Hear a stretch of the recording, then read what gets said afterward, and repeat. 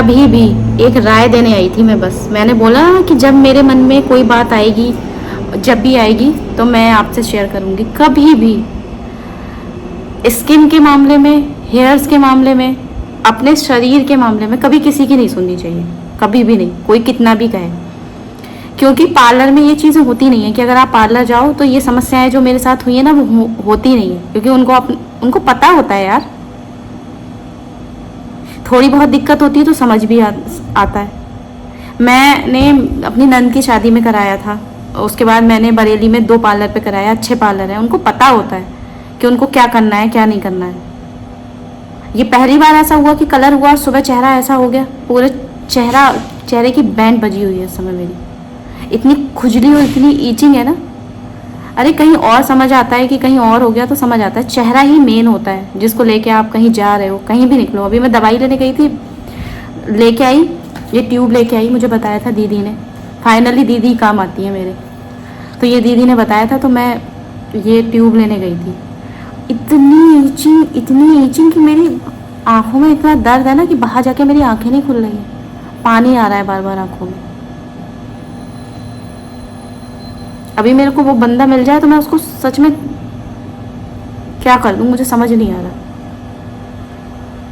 कि आप किसी पे ट्रस्ट करके कि हाँ घर पे हो जाएगा, अच्छा हो जाएगा, ये वो सर्विस दे देते हैं लोग। पार्लर जाओगे तो वो पैसा पार्लर वाले के पास चला जाएगा, ये लोग बाहर में ये काम कर देते हैं तो ये एक्स्ट्रा पैसा इनके पास चला जाता है। तो मैंने भी सोचा चलो कोई बात नहीं, एक्स्ट्रा पैसा इनके पास चला जाए, कोई बात नहीं, लेकिन तुम किसी के चेहरे का बैंड थोड़ी ना बजा दोगे। अभी भी आप देखो ध्यान से, इतनी ईचिंग थी। अभी मैंने ये ट्यूब लगाया तो मुझे आराम मिला है इस ट्यूब से। शाम तक मैं देखती हूँ, अगर ठीक होता है तो ठीक है, वरना मैं जाऊँगी स्किन डॉक्टर के पास, दवाई ले लूँ।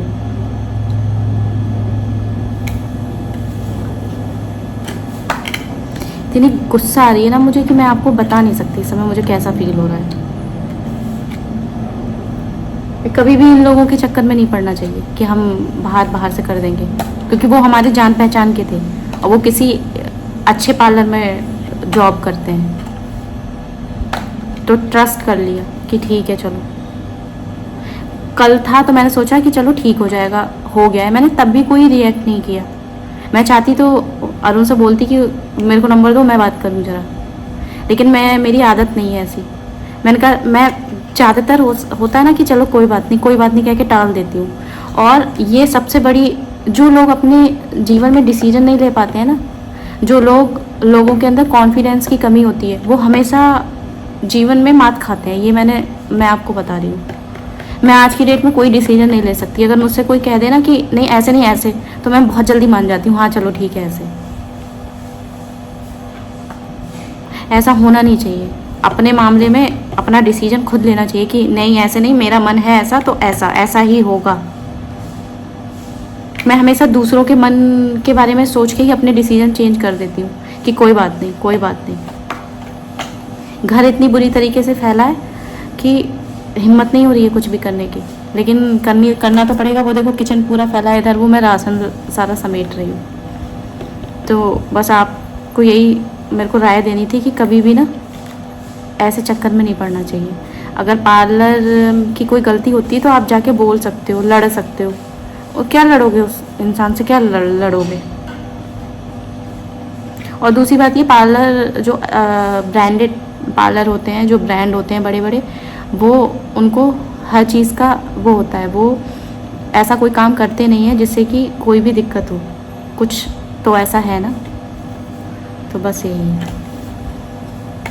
चलिए करते हैं काम, शाम तक देखते हैं क्या हालत रहती है। अगर ठीक हुआ तो ठीक है, वरना फिर मैं डॉक्टर के पास जाऊंगी, डॉक्टर को दिखाऊंगी।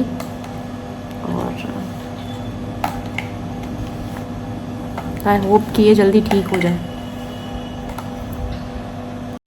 हेलो, तो थोड़ा सा रिलीफ है। दवाई दीदी ने जो बताई थी वही मैंने लगाई है। और यहाँ बना है सोयाबीन, आटा लगा है और सोयाबीन बनाई है अरुण ने। आँखों में बहुत दर्द है। चलो अब बनाते हैं रोटी, फिर मिलते हैं आपसे थोड़ी देर बाद। हेलो, खाना पीना खा लिया, बर्तन धो दिए, प्रखर सो गए और मैं आई हूँ कमरे में क्योंकि ये इन्वर्टर से है और लाइट आ नहीं रही है।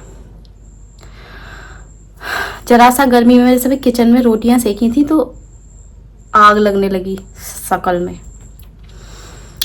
तो मैंने सोचा मैंने वीडियो एंड नहीं करी है तो मैं वीडियो एंड कर दूं। तो अगर आपको मेरा ब्लॉग अच्छा लगा हो, मेरी वीडियो अच्छी लगी हो तो प्लीज़ लाइक करिएगा, शेयर करिएगा, कमेंट करिएगा और ऐसे ही मुझे प्यार करते रहिएगा। स्लोली ही सही लोग जुड़ रहे हैं, फैमिली बड़ी हो रही है तो उसके लिए तो दिल से धन्यवाद, जितना बोलो उतना कम है। लेकिन ठीक है, हम धीरे धीरे चल के ही चीज़ें कर लेंगे क्योंकि हमारे पास कोई फालतू का कंटेंट नहीं है, हमारे पास कोई फालतू की चीज़ें नहीं है। डिग्निटी के साथ अपनी उससे आगे बढ़ना है, उसमें चाहे फिर कितना भी टाइम लग जाए। अभी मैं अरुण से कह रही थी तो मैं कह रही थी अरुण से, अभी मैं एक शॉर्ट वीडियो देख रही थी और वो अच्छी नहीं थी वीडियो, है ना। तो मैं कह रही थी कि मतलब अच्छी इन द सेंस ये नहीं कि क्वालिटी उसकी अच्छी नहीं है या बनानी नहीं आई या डांस करना नहीं आया, नहीं, वो थोड़ा सा गलत थी। तो मैं उनसे यही कह रही थी कि यूट्यूब पे डिग्निटी के साथ, सच्चाई के साथ नहीं बढ़ सकते आगे। तो वो बोला बहुत मुश्किल है। मैंने कहा नहीं, ऐसा नहीं है, थोड़ा टाइम लगेगा बट हो जाएगा, है ना। बहुत से यूट्यूबर हैं ऐसे जो जिनको टाइम लगा है, जैसे लिविंग टुडे ब्लॉग्स, उनको बहुत टाइम लगा बट उनका चैनल ग्रो हो गया। अब तो खैर अच्छा है उनका सब कुछ लाइफ में।